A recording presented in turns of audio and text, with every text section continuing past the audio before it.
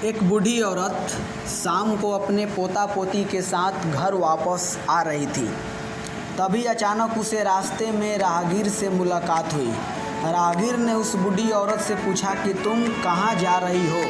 फिर बूढ़ी औरत ने जवाब दिया कि मैं घर को जा रही हूँ।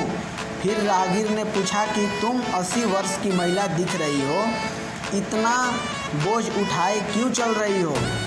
उस बूढ़ी औरत ने जवाब दिया कि यह बोझ नहीं है, यह मेरी जिम्मेदारी है। फिर राहगीर ने उस बूढ़ी औरत से पूछा कि कैसे।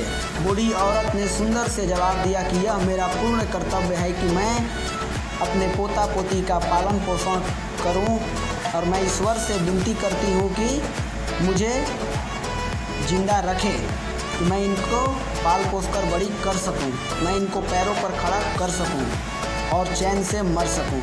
यह मेरी आत्मविश्वास है कि मैं इनको पालन पोषण कर सकूंगी। फिर राहगीर ने पूछा, ऐसी तुम क्या कार्य करती हो कि तुमको अपने आप पर बहुत ज़्यादा विश्वास है। फिर बूढ़ी औरत ने जवाब दिया कि मैं जो भी कार्य करती हूँ ईश्वर मेरे साथ है। फिर राहगीर ने पूछा उस बूढ़ी औरत से कि तुम इन बच्चों का पालन पोषण किस कार्य के द्वारा पूरा करती हो।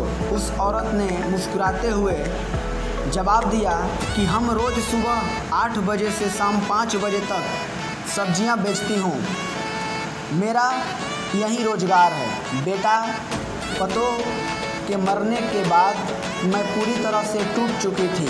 फिर मैंने इन बच्चों का चेहरा देखी और फिर मुझ में थोड़ी साहस आई, और किसी के आगे हाथ न फैलाते हुए मैं ईश्वर के नाम लेकर यह रोज़गार शुरू की हूँ।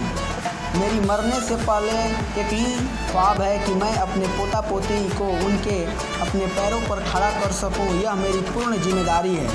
फिर राहगीर ने अपना असली रूप में आया और अपने वेश को बदला। वह एक राहगीर नहीं बल्कि वह एक ईश्वर थे। बूढ़ी औरत ने दोनों हाथों को जोड़कर प्रणाम किया और बोली, हे ईश्वर, मुझसे कोई भी गलती हो गई हो तो हमें कृपा करके माफ़ कर दीजिए।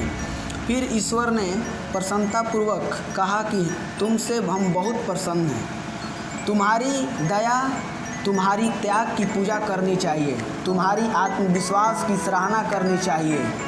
आज के दौर में बहुत मानव जाति सारे अपने कर्तव्य को निभा नहीं पाते हैं, अपनी जिम्मेदारी उठाने से भागते हैं तथा घबराते हैं। बूढ़ी औरत, मैं तुम्हें आशीर्वाद देता हूँ कि तुम्हारी हर मनोकामना, तुम्हारी हर इच्छाएं पूरी होंगी।